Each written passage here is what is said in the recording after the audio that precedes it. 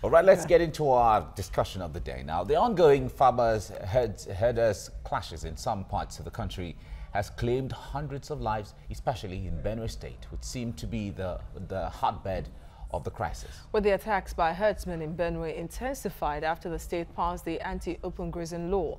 Now, Governor Darius Ishaku of Taraba State is warning of attacks. He says militia are planning on some communities in the state within 10 days. Yeah, Ishaku said he got a report of fresh plans by herdsmen to attack the state, stressing that relevant authorities ought to work with the government to protect innocent Nigerians.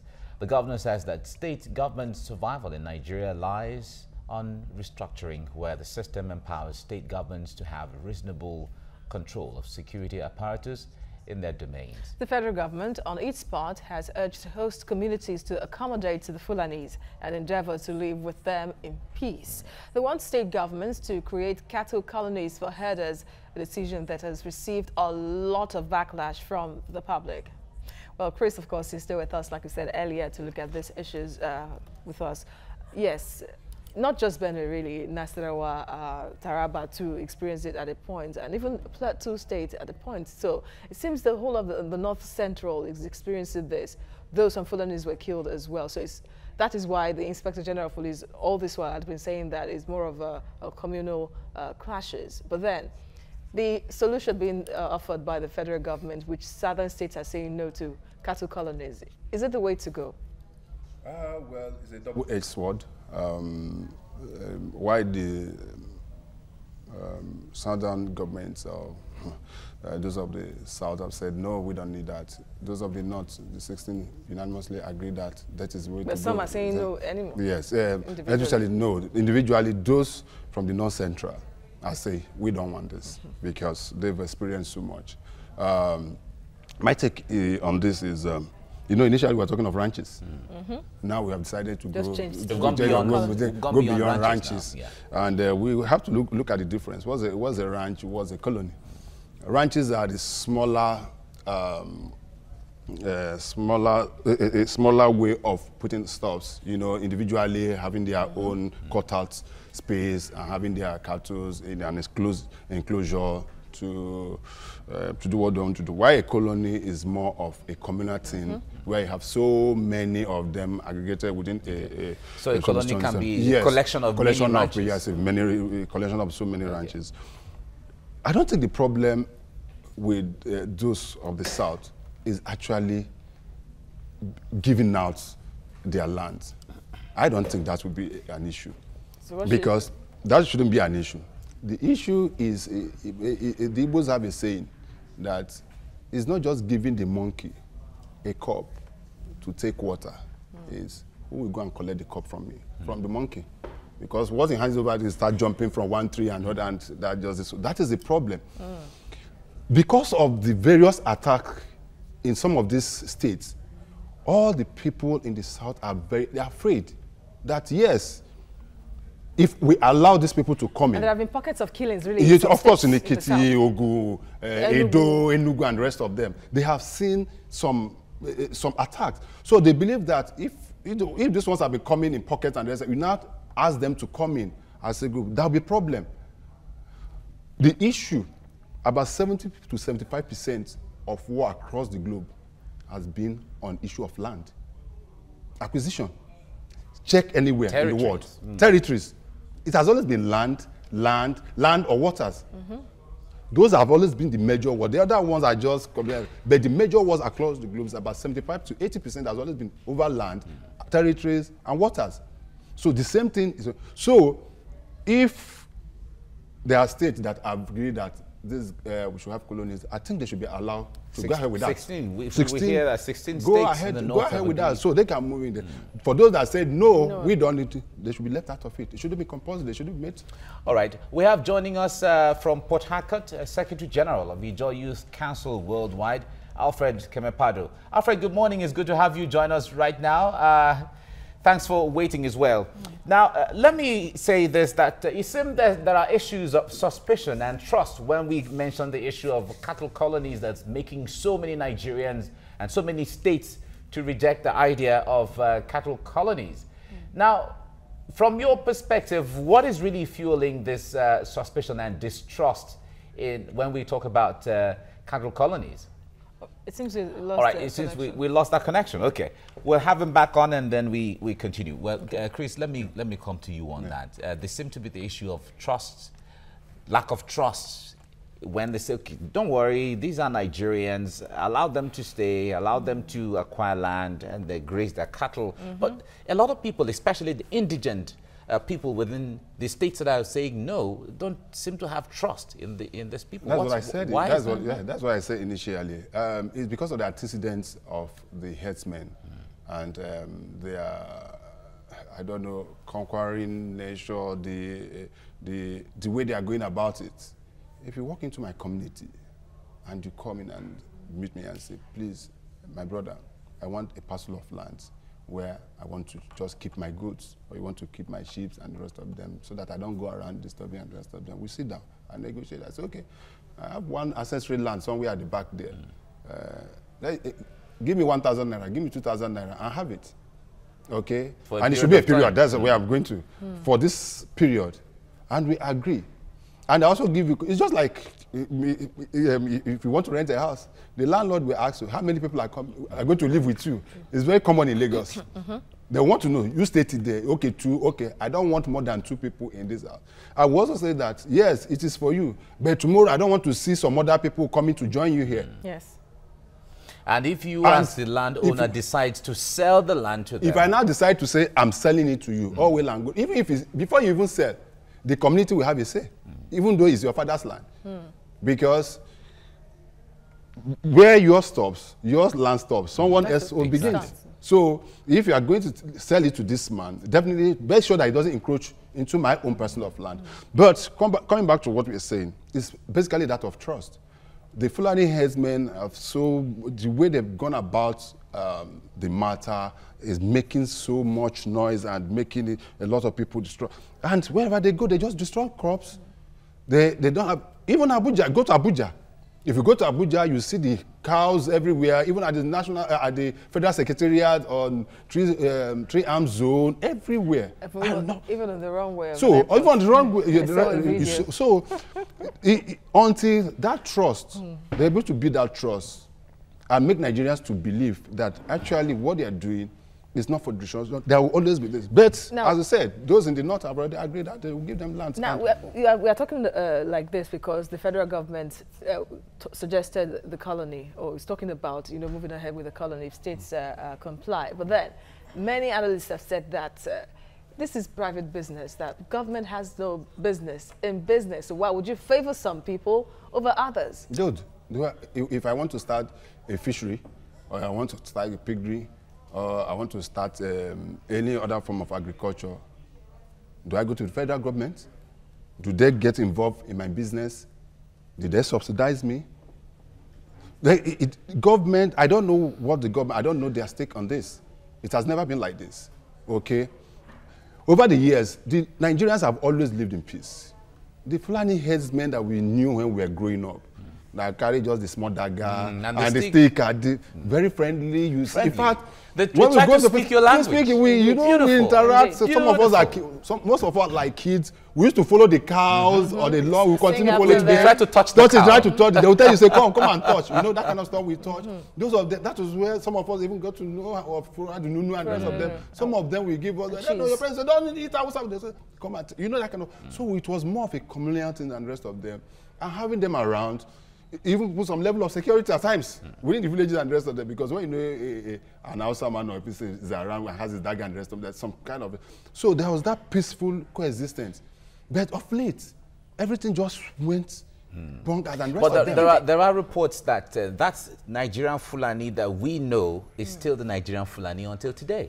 The ones killing our mercenaries, those are the ones the government is saying they come from different countries and they are not Nigerians. The Nigerian Fulani is still the Nigerian Fulani we used to know growing up. And they've been identified as members of ISWA. Right. Well, if you listen to what the leaders of Ayati Allah said some time ago, if I'm to take that, then they know who the killers are. Gololo.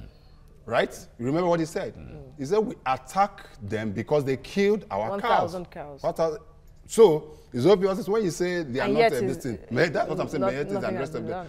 So if you are saying that they are, even if they are not the ones doing the killing, they know those doing the killing. Or probably they have been the ones invited. Because I had some time ago that what happens is that if they have any clashes and any this thing, what they do is just call their wherever they are, and they just come in, do the killings. In fact, a guest said that on one of our shows, a Fulani guest on one of the shows. In fact, a respected person, an ex-aviation man, said that any Fulani boy you see, no matter how young he is, herding his cows, don't let anything happen to him in your community. If anything happens to him, all he has to do is just to tell the people that there are at least thousands of people, armed people, Fulani people behind every Fulani boy you see on the street. And you remember what the governor of Kaduna State said some time ago. You know what he said? That was a statement. That wasn't the first, and there have been so many. So the issue we are having is the issue of trust.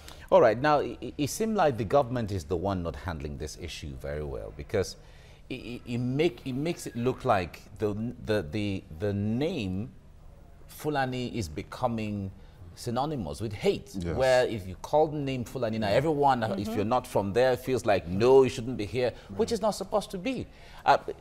Now, when it comes to the handling this issue as Nigeria, as Nigerians, and objectively, is that where the government really has failed? The government has failed, and I feel that even the utterances of some people in government is not even helping matters. Okay, we had the Minister of Defense say something some time ago and say, oh, it's because they closed the routes and the rest of them. So where do you want them to pass through and the rest of them? That's why you cannot make such categorical statement. This is not your land. This is Benue State. This is Nasarawa State. This is Plateau State. This is Adamawa State. People own those lands. If you want to pass through or you want to use the places there, you must be given. And if a man of authority was talking like that, if a man of authority, a minister of defense says that even builds, that even elevates the discussion to a more higher level. Okay, and that is why Afenifere came and said that he should be relieved of his post, and some other people have said that. You don't say that. I'm bringing to mind really what happened in Boko, where some innocent Fulani people suspected really to be armed were attacked. Because of this, because the level of mistrust right now is growing. Yes, because people are more suspicious, not just in the North Central. You know what is happening now? It's no longer only Fulani herdsmen's attack. There are reprisal attacks. About 73 cows were killed the other day, and 2 of the Fulani young men were abducted. And other places there have been instances where also they've been. So people are fighting back. And before you know that, it will snowball into something that most of us cannot be able to. So I think the federal government should, as quickly as possible, nip this in the bud. The president, at whose desk the buck stops, should be able to rise up to the occasion and say this must stop. Well, he's saying he's doing a lot, really, according to the letter I sent to the Senate. And apart from it, said, I will no longer tolerate the killings. And of course, Nigerians are condemning that statement that if you're saying no longer, meaning that at a point, you're where? You've taken it off my mouth. So the president should do the needful. He should match his words with action. Okay, I didn't see him condemning the Minister of Defense for what he said. I didn't see him condemn the Inspector General of Police when he said it was just communal clashes. I didn't see him condemn some of these other utterances by some people. I didn't see him give out order that the leadership of the military Allah should be arrested and questioned on those utterances, irrespective of whatever must have happened. Nobody has the right to take any life. And in fact, some other analysts have said that the president is making this decisive statement now because people in the north central, the villagers have started arming themselves. Since the government has abandoned them in court, they decided to start defending themselves. And at that point, knowing that the other people are going to be at the receiving end, the government is coming now to say, we will no longer tolerate this and all of that. I'll give the president the benefit of the doubt. Okay, I'll give him the benefit of the doubt. And I want to believe he's very sincere in his utterances and the rest of that. But as I said, I, as an individual, will not just wait on the government until the government responds or try to help me to be able to defend myself. Anyway, if you're coming to my house to steal, or if I don't have a gun, at least I should keep a cutlass somewhere. yes, I'll keep a cutlass somewhere.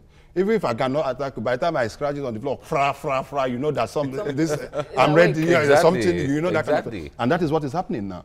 And the Benue State, especially Benue State, the governor over the years, over the months, has been crying and said, please help us, and the people are not trying to defend themselves. And you say, okay, go and disarm them.